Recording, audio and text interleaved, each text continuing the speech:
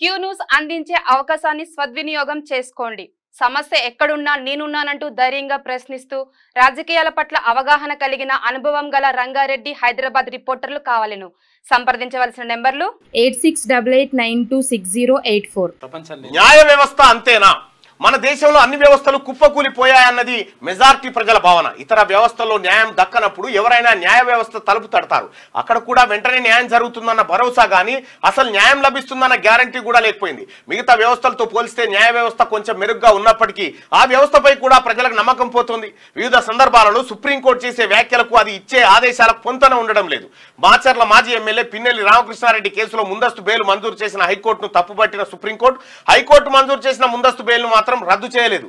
దీన్ని ఎలా అర్థం చేసుకోవాలి అంటే రద్దు చేయాల్సిందే కదా, ఎందుకు చేయలేదు అని చెప్పి రాధాకృష్ణ గారి ఆవేదన లెక్క అయితే ప్రపంచవ్యాప్తంగా పలు దేశాలలో నెలకొన్న పరిస్థితులను గమనిస్తే పాలక పక్షాలపై ప్రజల్లో ఆగ్రహం పెళ్లుబుకుతుంది. బంగ్లాదేశ్ పరిణామాలని తీసుకుందాం. ప్రధానమంత్రి పదవికి రాజీనామా చేసిన షేక్ హసీనా 7 నెలల క్రితం జరిగిన ఎన్నికల్లో భారీ మెజార్టీతో అధికారంలోకి వచ్చారు. పాకిస్తాన్ నుంచి బంగ్లాదేశ్ విడిపోయి స్వతంత్ర దేశంగా ఆవిర్భవించడానికి ఆమె తండ్రి ముజిబుర్ రెహమాన్ కారణం. బంగ్లా ప్రజలు ఆయనను జాతిపితగా గౌరవించి నెత్తిన పెట్టుకున్నారు. అదే ప్రజలు ఇప్పుడు ఆయన విగ్రహాలను పగలగొడుతున్నారు.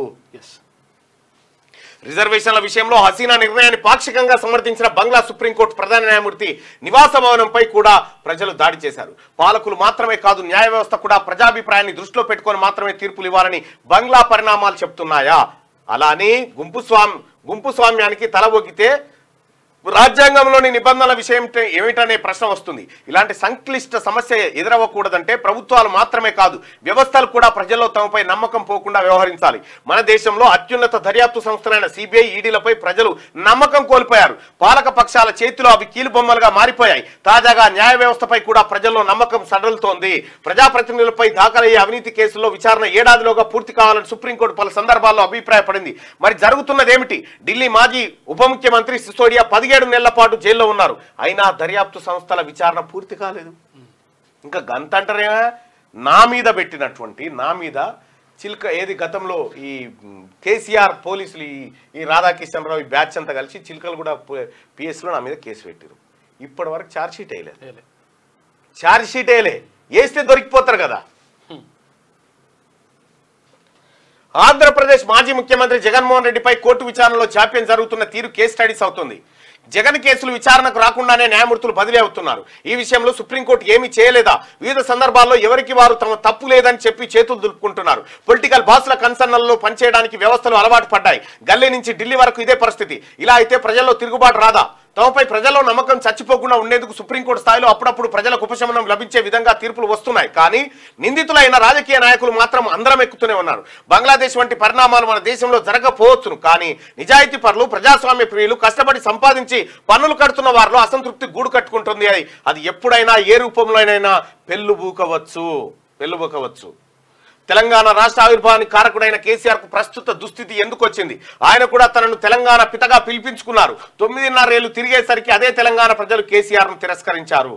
దర్యాప్తు సంస్థలు, న్యాయ వ్యవస్థలు నిజాయితీతో సక్రమంగా పనిచేసినా చేయకపోయినా ఎన్నికల్లో ప్రజలు మాత్రం ఓటు అనే ఆయుధంతో నిరంకుశంగా వ్యవహరించే వారిని శిక్షిస్తున్నారు. ఈ నేపథ్యంలో తమ ఔన్నత్యాన్ని కాపాడుకోవడమా లేదా అన్నది దర్యాప్తు సంస్థలు, న్యాయ వ్యవస్థలు తేల్చుకోవాలి. ప్రజాస్వామ్యంలో ఏ వ్యవస్థ అయినా ప్రజలకు మాత్రమే జవాబుదారీగా ఉండాలి, పాలకులు కాదు. ఈ సూత్రాన్ని పాటిస్తే ప్రజల్లో అసహనానికి, అసంతృప్తికి తావుండదు. ఇక్కడ కోర్టులు చెప్తా ఉన్నా.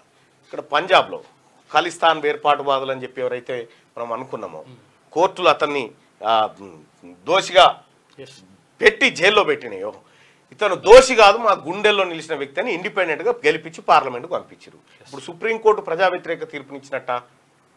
అసలు ఎక్కడ సింక్ అయితే లేదు ఈ వ్యవహారం.